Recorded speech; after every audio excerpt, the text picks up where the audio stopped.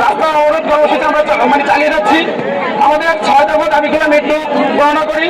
আমাদের দাবি number 1, junior instructor পদে ক্রাফট ইন্সট্রাক্টরদের অবৈধ পদোন্নতির রায় হাইকোর্ট কর্তৃক বাতিল করতে হবে। পাশাপাশি ক্রাফট ইন্সট্রাক্টর পদবি পরিবর্তন ও মামলার সাথে সংশ্লিষ্টদের স্থায়ীভাবে চাকরিচ্যুত করতে হবে।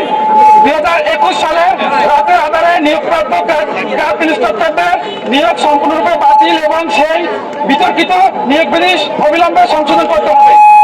আমাদের 2 নম্বর দাবি হচ্ছে গিয়ে ডিপ্লোমা ইন ইঞ্জিনিয়ারিং কোর্সে যে কোনো বয়সে ভর্তির সুযোগ বাতিল সহ উন্নত বিশ্বের আদলে 4 বছর মেয়াদী মানসম্পন্ন কারিকুলাম নিশ্চিত করে একাডেমিক পর্যায়ে পরবর্তী প্রবিধান থেকে পর্যায়ক্রমিকভাবে সম্পূর্ণ ইংরেজি মাধ্যম চালু করতে হবে।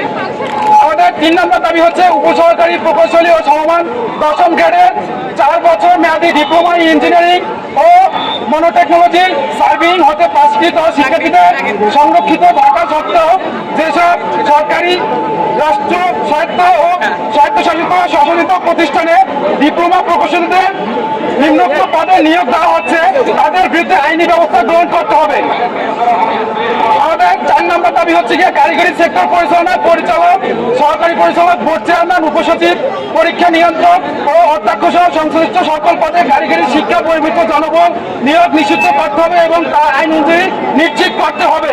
আমাদের 5 নম্বর দাবি হচ্ছে গিয়ে কারিগরি শিক্ষার বৈষম্য দুরবস্থায় দূর করার পাশাপাশি দক্ষ জনশক্তি সহিত কারিগরি উচ্চশিক্ষা মন্ত্রণালয় নামে স্বতন্ত্র মন্ত্রণালয় প্রতিষ্ঠা করে দ্রুত সময়ের মধ্যে কারিগরি শিক্ষা সংস্কার কমিশন গঠন করতে হবে।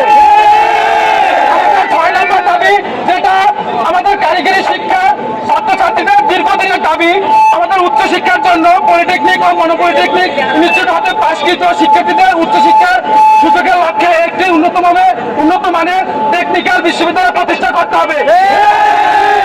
পাশাপাশি নির্মাণাধীন 4টি ইঞ্জিনিয়ারিং কলেজ নড়াইল, নাটোর, খাগড়াছড়ি, ঠাকুরগাঁও ও পলিটেকনিক ও মনোপলিটেকনিক হতে পাশকৃত শিক্ষার্থীদের জন্য অস্থায়ী ক্যাম্পাস ও ডুয়েটের আওতাভুক্ত একাডেমিক কার্যক্রম পরিচালনার মাধ্যমে আগামী সেশন থেকে শতভাগ সিটে ভর্তির সুযোগ নিশ্চিত করতে হবে। স্বাস্থ্যকর অল টাইম ফ্যামিলি কেক, সব সময় অল টাইম হেলদি লাইফ। কেন এসেছেন এখানে? আমাদের দাবি হচ্ছে 2021 সালে রাতের আধারে হাইকোর্ট কর্তৃক ক্রাফট ইন্সট্রাক্টরদেরকে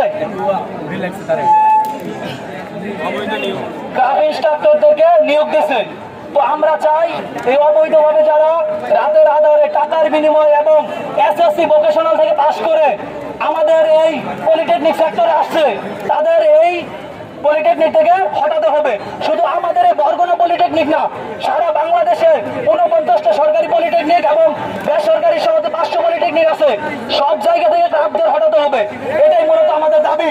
সবাই ঠিক দাবি আমরা এসএসসি পাস করে এই যে পড়তে আসি, কিন্তু আমাদের ক্রাফট মামা আছে কিছু, তারা ভোকেশনাল থেকে এসএসসি পাস করে দেয়, আমাদের চাকরি করে, আমাদের মাস্টার আছে, তাদেরকে আমরা মাস্টার হিসাবে স্বীকৃতি দেয় না। এবং 2021 সালে রাতের অন্ধকারে এই নিয়োগ প্রাপ্ত হয়েছে তারা টাকার মাধ্যমে, তাদেরকে আমরা আমাদের পলিটেকনিকে হটাতে চাই।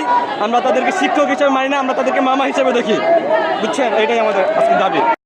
আমাদের যে 6টা দাবি, 6টা দাবির মধ্যে দ্বিতীয় দফা দাবির মধ্যে লেখা আছে আমাদের সিলেবাস ইংরেজিকরণ করতে হবে, মানে পুরো সিলেবাসটা ইংরেজিতে তৈরি করতে হবে, যাতে আমাদের ভবিষ্যতে সার্টিফিকেটের ভ্যালু অনেক বাড়ে।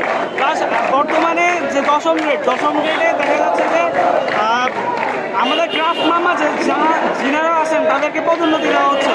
আমরা তাদেরকে জুনিয়র ইনস্ট্রাক্টর হিসেবে মানি না, কারণ তারা ল্যাবে যে সকল ইকুইপমেন্ট আছে সেগুলো ঠিকমতো ইউজ করতে জানেন না এবং আমাদেরকে সেই ইকুইপমেন্টের মাধ্যমে ভালোভাবে শিক্ষা দিতে জানেন না।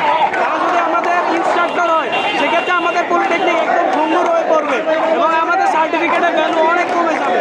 আমরা মনে করি এটি হলো পলিটেকনিক যে মেরুদণ্ড, এই মেরুদণ্ড ভেঙে দেওয়ার একটা উপক্রম। আমরা এটা মানি না। আমরা চাই ক্রাফট মামা তার মামার জায়গায় থাকবে, তিনি কেন ইনস্ট্রাক্টর হবে?